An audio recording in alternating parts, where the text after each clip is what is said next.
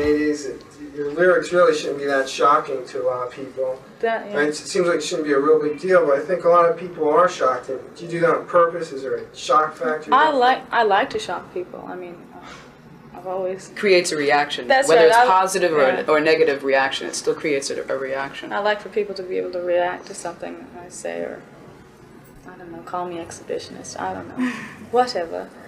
Okay. Naturally. Getting back then to the exhibitionist thing, for example, you have this image. You wear lingerie for your shows. Yes. The lyrics are real sexually explicit. Yeah. That's all an image, or is it? Do you live that way personally? That's we like it. Yeah, we definitely like love it. it. I love lingerie. I've always loved it since I was a kid. I was always stealing it out of my mother's closets and trying to wear it to school and getting in trouble for it, and that whole. But it's an extension of our personalities, of course. We didn't put it together as a gimmick to make money. That's part of the way that we really are.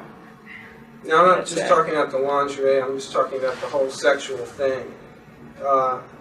Just the explicit stuff on the album. Mm-hmm. Is that something just played up a lot to sell records? No, it's something that we're talking about at this particular time. We didn't. I mean, of course, it sells. Sex sells a lot of things. You can't turn the TV on today and not see something that they're using sex appeal to sell.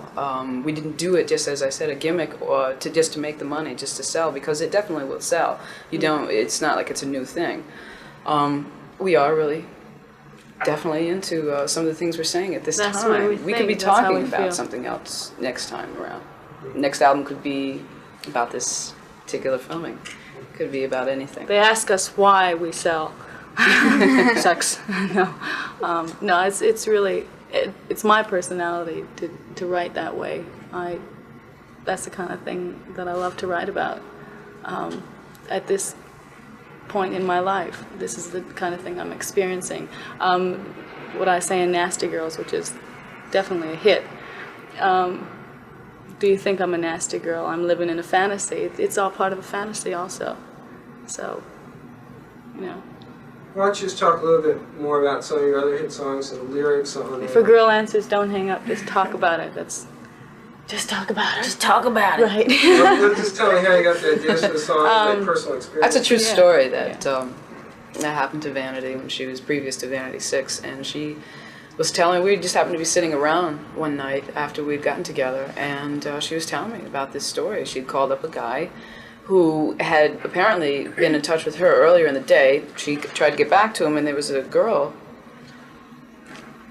on the other end who didn't particularly care for the fact that she was calling. And so they had a few words, and she was telling me the story about it, and we sat around guffawing and saying, well, we do this about it, and this is why don't we write a song? So we did. Yeah. And what we so it really started just as a funny experience that happened to me. I wasn't too pleased about. I haven't seen the video yet. What song does that deal with? That's He's So Dull, and that was our very first single. And that's a great song. It's He's So Dull. It deals with him being so dull. He's driving a '63 Rambler, and he won't get anywhere with us. And it's a great video. It's really pretty. It's not the type of video that, it's not like a small movie. It just shows us, simply and dancing and choreographing the song. And at the end of the video, what happens is there's a doll guy, right? She's tough, Ben. And I take off his hat and throw away his glasses and whatever, and throw him down the stairs. And, so and everybody thought that, did you really throw him down the stairs? She threw him. Yeah, I did throw him down the stairs. So all those people that want to know, did I throw him down the stairs? Yes, I threw him down the stairs. So your next album might deal with sex, politics. Could deal with anything that we're experiencing between now and then. Well, just give me an idea of how the three of you feel on things like drugs and in politics. Drugs, I feel very much against drugs. I mean, I can't tell, other people what to do and with their lives. I think as far as drugs and alcohol, it certainly doesn't get me far. I can't, work by it. It doesn't help me. And I'm not about to, hey, you guys, don't you dare. It doesn't work for me. Never works. I certainly wouldn't be able to continue a career with it because I have to be on, as they say, on the ball. It doesn't influence you very Right. well. It just creates illusions for you. Right. It's not something that should be. You should really try and stay away from it, actually, because it doesn't. It only not a hurts good you in thing. the end. Yeah, Right? it's only going to. There's just too many people nowadays. You hear on the news all the time about people who are, even business executives, government executives. Just it's not. Messed up by it. Yeah. That might be a song in the future. Yeah, there could be. We're not strongly into politics because we're just kids. There's No. politics in everything. But There's politics in the music business. There's politics in Everywhere. even if you're just a waitress in the local restaurant. There's some kind of politics that you have to As far as that I'm you're inevitably drawn into, regardless of whether you want to be a part of politics or not. So there's just anything. There could be anything that we could write about next time around that would have some kind of influential politics in the background somewhere in there. There's not any particular category where we'd say the moral majority or anything like. There's not anything that we allow to let ourselves become afraid of that would influence how we would write something. In other words, we knew that we may get some flack out of some of the particular subject matter off of this album, but we didn't allow it to influence us so that we didn't write what we wanted to write. There's going to be people out there who's not going to go for it, but there are going to be also people out there who's going to go for it. You can't have one without the other, so there's going to be. Okay. Let's get back to your performance. I've never seen your show. Your bio says that you live your fantasies and dreams on stage. Just describe a little bit about how you do that. Well, just wearing lingerie is one of our was a fantasy of mine. I wanted to wear lingerie on stage for a long time, and I finally got the opportunity, and that was a surprise, Okay, I just want to ask three of you individually to describe the feeling you get when you're on stage performing. Emotionally, how do you feel? What's going through your mind? How does it make you feel? Yeah, I feel it's possibly the greatest, I guess, high that a person could possibly have. I get more energy up on stage than anywhere. I mean, I'm able to do whatever I want to, and make a crowd feel good, and to see a smile on somebody's face is nice after you've performed, to see people clapping. I mean, wearing it's real comfortable for one thing, and dance around so much and the lights get so hot. That's the best thing, to wear something and feel cool, I mean. But how do you feel performing overall when you're up there and the crowds you're acting to? Oh, I love it. I think nothing nasty about it, so it's mainly just like another piece of clothing everybody else is wearing. And it's wonderful.